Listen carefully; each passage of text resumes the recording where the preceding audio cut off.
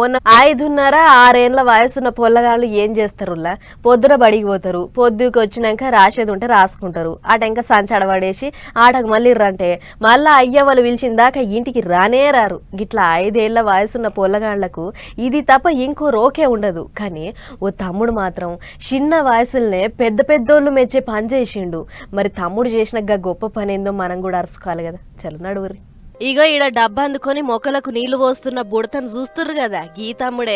పేరు విశ్వామిత్ర చౌహాన్. గట్టిగా లెక్క పెడితే 6 ఏళ్లు లేవు గాని తమ్ముడు చేసిన పనికి పెద్ద పెద్దోళ్ళు పరిశాన్ అయితుర్రు. ఇంతకు అసలు ముచ్చట ఏంటిదంటే, ఖమ్మం జిల్లా చుంచుపల్లి మండలం హౌసింగ్ బోర్డులుండే జయరామన్న కొడుకే గీ తమ్ముడు. ఇప్పటికీ 1000 మొక్కలు నాటిండట, 10,000 మొక్కల దాకా పంచి పెట్టిండట. ఆగో గండ్లేముంది, మస్తు మంది చేసిర్రు అని తీసి పారేకుర్రి. ఎందుకంటే చిన్న పొల్లగాడు, అది కూడా ఆడుకునే వయసులో పర్యావరణం మీద గింత పాయరం చూపించిండంటే తమ్మునికి చెట్ల ఇల్వేందో తెలిసినట్లున్నది. అందుకే గిట్లా చేస్తుండు అని దాఖల మంత్రి రాజు నరసింహ సారు మస్తు మెచ్చుకుండు. అటు తమ్ముడు పెద్ద పెద్దోళ్లకు మొక్కలు వంచిండు.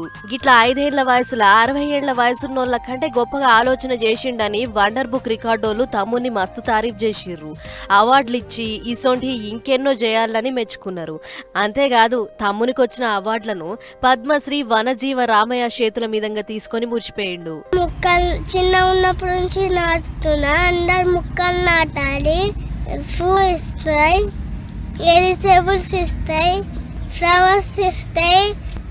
కాబట్టి అందరు ముక్కలు నాటాలా, అందరు ముక్కలు నాటాలి, ఎన్విరాన్మెంట్కి కాపాడాలా. చూసిరు కదా ఎంత ముద్దు ముద్దుగా చేస్తుండో. ఇక రోజు పొద్దున బళ్ళకి పోతాడు, పొద్దుకు వచ్చినాక హోంవర్క్ చేసుకుంటాడు, ఆ టెంక ఇక మొక్కలకు నీళ్లు పోసే పని ముంగటేసుకుంటాడు. గిట్ల రోజు ఇదే కథ అన్నట్లు. అసలు లెక్కకైతే 5 ఏళ్ల వయసు అంటే పొల్లగాళ్ళు మంచిగా ఆడి పాడుకునే మోక.